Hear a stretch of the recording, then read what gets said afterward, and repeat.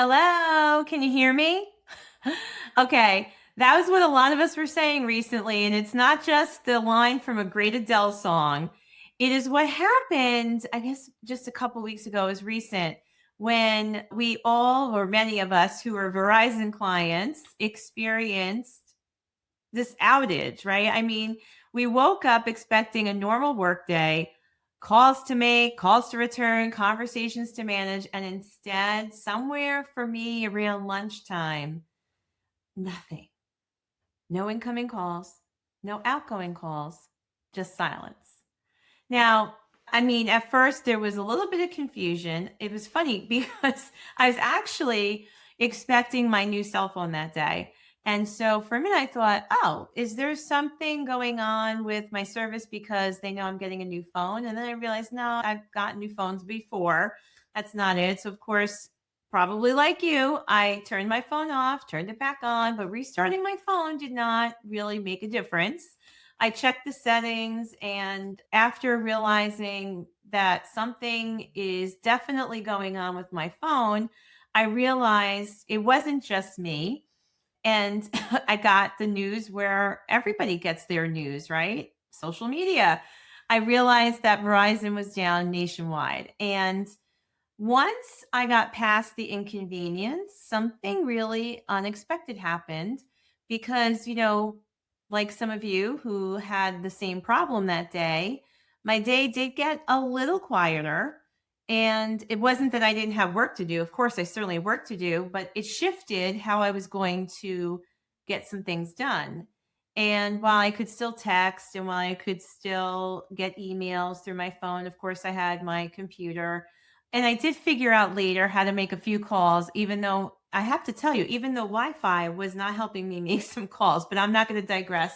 This conversation is not about necessarily self-service going out, and it's certainly not about Verizon. But what it is about is that when you realize something, and what I realized that day, that in the quiet and in the ability to change my pace a little bit, I was able to look at the day a little bit differently. And, that's what it's all about here on Mojo. It's how we look at things and how the things we look at can change. And so I have to be honest. I think most of us have gotten used to a level of noise, right? A level of noise that we sometimes can admit is a little overwhelming, but we've managed to normalize it somehow. And that noise comes in the form of lots of phone calls, right? That we're making, receiving, even the ones we don't want. I mean, the one thing that I have to say was nice about that day is the spam calls were coming in, right? So we have all this stuff buzzing at us, calls, notifications, pings, whatever. And we're constantly connected and constantly accessible. Now, I'm not saying that I want to change that. I'm not saying anything's wrong with it, but I will say that I think we've learned somewhere along the way that that is being productive, even when it isn't. And I think that when the calls slowed down and stopped a little bit that day, even though it felt strange and uncomfortable, I realized that I wasn't losing productivity at all. I just had the gift of being able to minimize distractions. And that's really what I want to talk to you about. Okay, so on this particular day, it might have been forced on us, but what if? What if we could make a conscious effort to minimize our distractions, to limit the noise? That's the part that really stayed with me and why I had to talk about it with you guys here. Because even without phone calls, things still got done for me that day. Important things, meaningful things. Actually, I was able to focus more deeply. I was able to focus on some tasks for a little bit longer. I actually found myself getting even more creative. I started a couple of research projects that actually led to some really good initiatives around productivity, around attracting new business. So it was good. It was good because I could dive in and not have to feel like I'm switching gears every few minutes. So that's really what hit me. It hit me that we already proved, at least I did, I proved to myself, we've proven that we can work this way. If we could have that sort of shift forced on us. Imagine if we could be more purposeful about it. And so, since we've already proved that we can work this way, we can work without our phone for a couple of hours. We proved to ourselves that productivity doesn't require constant interruption. Honestly, the two things can't even live in the same space.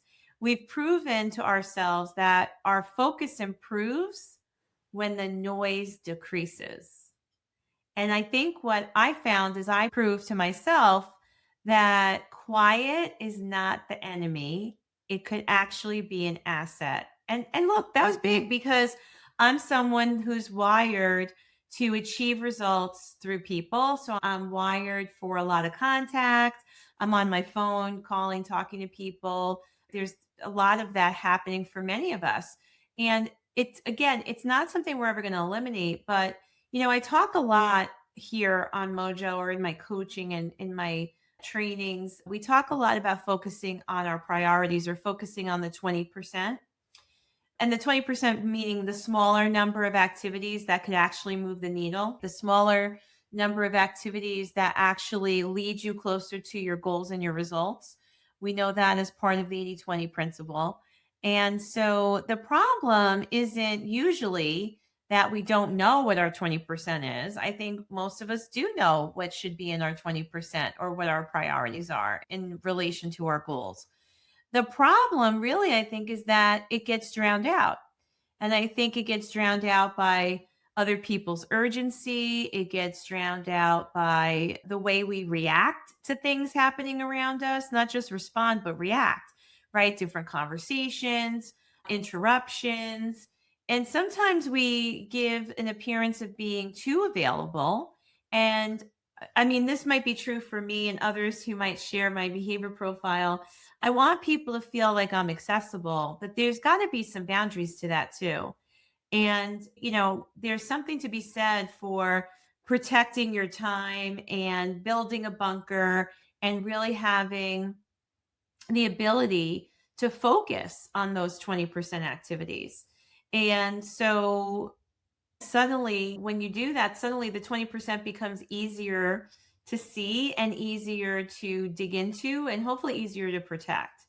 And I think that only happens when we create space. And so, again, what happened recently with the outage forced that on me, but it gave me a gift. It gave me the ability to create this space. And so, here's the question. Here's the question that really stayed with me. If forced quiet, in this case, made us more focused, what would intentional quiet make possible? Right? Because we don't need another outage, and knock on wood, that is certainly not what I'm saying here, but we can create our own outage. Could you unplug a little bit?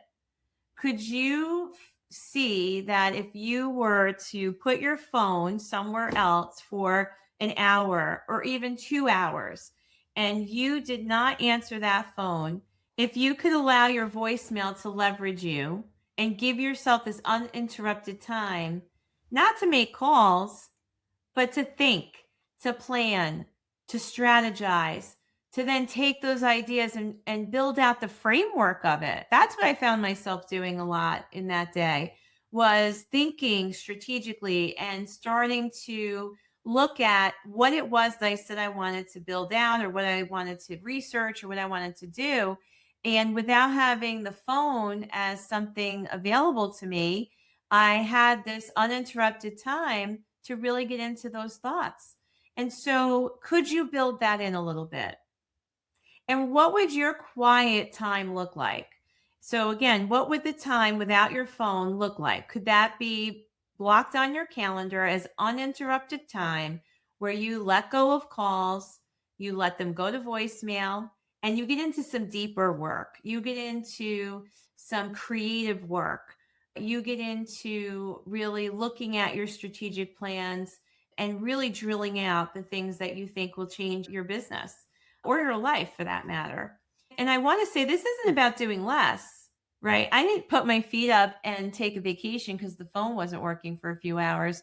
Just the opposite. I had the ability to shift gears and really think about, okay, so what matters most right now? in this moment? What will matter most in this moment for me to put my time and attention to? And I think really a lot of times, we tend to think about productivity as a lot of doing or busy, and I feel that that's just not true. I feel that productivity is meaningful. The activities we focus on in order to be productive are purposeful and again are in alignment with our goals. So it means that we're putting our energy towards the things that really will move us closer. And so it's about being selective. And again, my message to you today is this aha I had about what came of these few hours when I didn't have to worry about answering my phone or making phone calls. I was able to shift into other very meaningful activities. So, what would that look like for you? So that when you silence the noise, even temporarily, what can happen? You know what I think can happen is you can give your brain you can give your brain the chance to actually think more strategically. I think your mind will start to look at some problems that you've been facing and get into some logical problem solving, maybe even tackle some of the bigger things. Maybe you get into, as I said a minute ago, being more creative and maybe you design content for your business or you start to break down bigger goals into smaller actions that you're going to focus on over the next couple weeks. Maybe there's a decision you've been avoiding, and the thinking time allows you to process that and get into it. Maybe there's a book that you've been meaning to read, or there's a webinar that you've had somewhere that you keep saying you're going to watch that's going to give you some innovative ideas for marketing or leadership, and maybe you make the time for that. But whatever it is, I think it's about understanding how we have to be purposeful about our calendar and what is showing up in terms of time so that you can get into all of these different activities, which is really, I think, being productive. As you move into this week, I want to give you this thought. I'll leave you with this thought. Where could a little intentional quiet help you focus on your 20% right now? Not forever, but right now. So the goal is, and if you're driving or you're into something else right now, please come back to this. But if you can, if you're sitting at your desk or anywhere where you can grab something to write with, I want you to ask yourself this question. Where could a little intentional quiet, and when I mean quiet is white space. It's time for you to think or do or plan. If you could plan for that, what could that intentional time help you focus on in your 20%? Maybe you just need a little time to hear yourself think. So again, this experience that was a little frustrating at first definitely made me shake my head as to why it happened and why it went on for as long as it did and why it affected so many of us. But then I realized quickly it kind of was nice. It was a gift. So it reminded me to share this with you, these thoughts around, this is powerful because we don't need more hours in a day. I know I hear people say, oh my gosh, if I only had a few more hours in a day. No, you don't. How would you use those hours? You'd probably feel just as stretched thin or frantic, right? So that's not the answer. We don't need more hours. We don't need more hustle and grind. We need the space to do what actually matters.